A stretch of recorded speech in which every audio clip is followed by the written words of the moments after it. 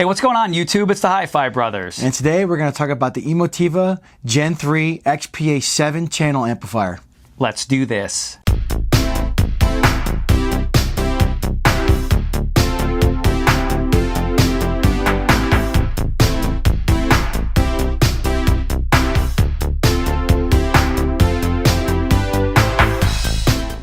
Well, welcome to today's episode, everybody. This is more of a kind of like a story episode because even though we do have the XPA-7 that we're highlighting in the video, you've had a lot of amplifiers. Yes. You know, you went from Crown to Outlaw to Emotiva to Buckeye, Tone Winner, and now you're back to Emotiva. So from a subscriber perspective, and for those of you new to the channel too, you might be thinking, man, this guy goes through a lot of amps. He's very indecisive. What is his problem?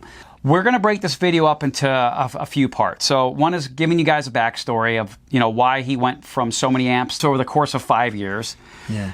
Tech specs, of course, because we want to highlight the amplifier itself.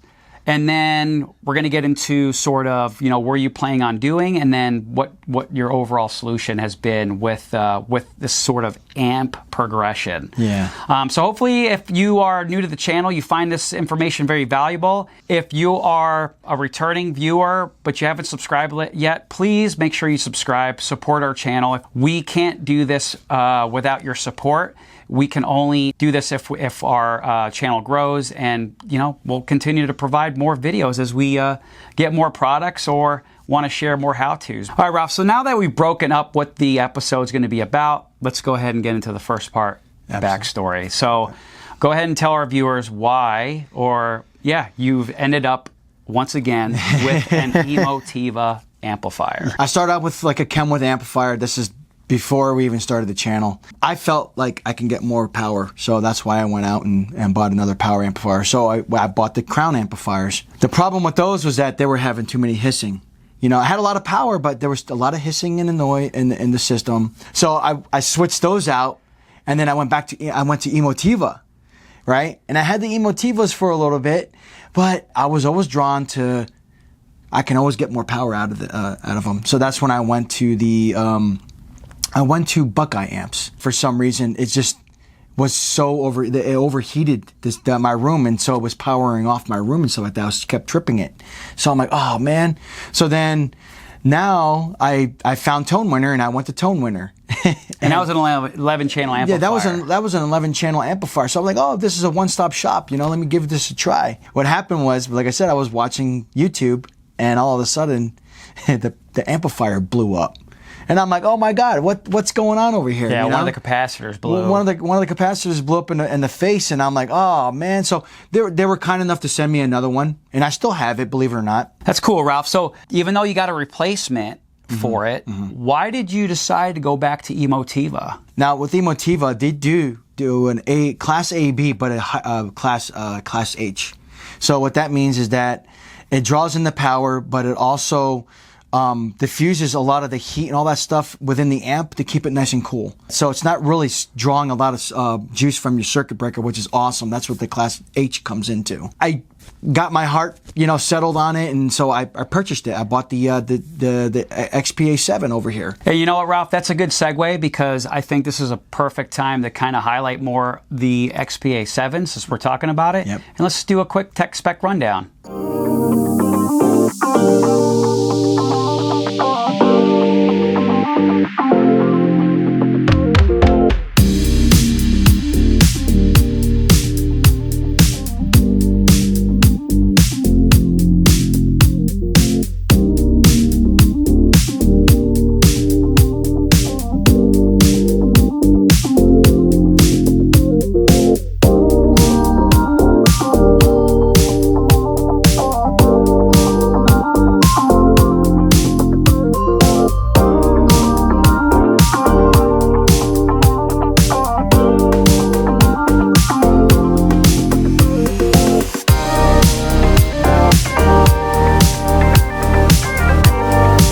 That's a pretty good tech spec rundown, Ralph. So for the next part of the video, I want to get into more of Well, let's get into the product more, okay? Right. So overall, Ralph, you've had this amplifier now for, I think, how long have you had it? About a couple months now. It's been actually a wonderful experience. I mean, it sounds really good, to be honest with you. No hissing, no buzzing. I mean, there's less amplification to my circuit breaker. I really like the aesthetics of the Emotiva amp. I also like the way it sounds. Is there any like future plans? Like, I know you're happy right now, but are you looking into any other products to kind of fill out that Atmos? Like, are you itching to maybe get an amp powering those? So I do have an itch for possibly getting a 6-channel, like an XPA-7. The reason why is because I do want to power my Atmos channels, but also have the front and wides engaged at the same time. I might go to the Bass X4 just because it's less powerful, but you still get 100 watts per channel out of it, which is really nice. So,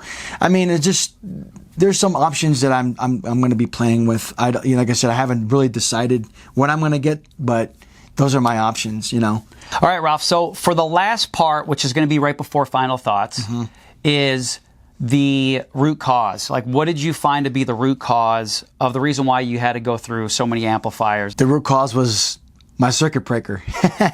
That was the root cause. Hooking up all those amps throughout the years. I think the first time when I was, playing a movie with the Crown amps, because I had 8 of them, it kind of shut off my whole room, and I'm like, oh, what happened there, That was the beginning of the problem right there, and I identified that. Now, after that tone winner exploded, I went to the circuit breaker, and I'm like, okay, you know what? Maybe it's time for me to change that circuit breaker out. So I changed out the circuit breaker, and I don't have any problems anymore. I don't have any more hissing and buzzing and all that stuff in my on the line. But yeah, I mean that was the whole root cause of the whole thing, bro. Was the circuit breaker it kept tripping. Yeah, and I think that's important for a lot of amateur home video enthusiasts, right? Like, yes. if you're in the same situation like we are both in, where we have a lot of these products and we have them connected to a regular standard home outlet, those are one of the things you don't really consider, is having dedicated power that's coming into your home theater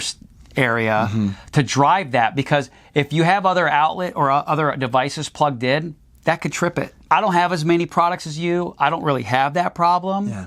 So it's not really an issue for me, but I can see somebody else like you that has, a lot of power from their receiver, external amplifiers, and you just need all that power draw somewhere. And you also have, a PS5, and you have all these other devices that are hooked up over time that's going to tax your circuit box, and then you just have to run a dedicated line so it can have its own power outlet, so that way it frees up all that power from the rest of your outlets. So hopefully something like this experience that Ralph has gone through the hard way can help others that are maybe running into the same problem. Absolutely. All right, Ralph, well, let's get into some final thoughts. We can keep this brief. So go ahead and what do you want our viewers to know about this experience and for the XPA-7 itself? Yeah.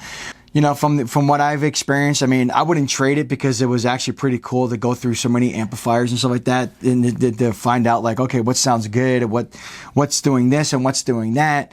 But I vote, like I said, like I had a second heart to go back to Emotiva, and they are a really awesome brand, and that's why I went back to them. But anyways, bro, yeah, what are your final thoughts? Yeah, I mean, I think I like what you said there. It was definitely a learning experience. I'll be totally honest, if it wasn't for the experience you went through, we wouldn't have a lot of content.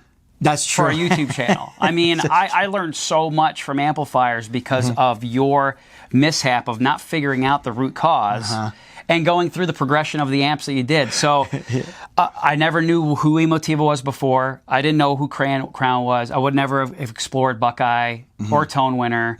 And the one thing I do want to say about all those brands is that it was nothing those brands did. I think they all make some really good amplifiers. It makes the amplifier choice that much more difficult.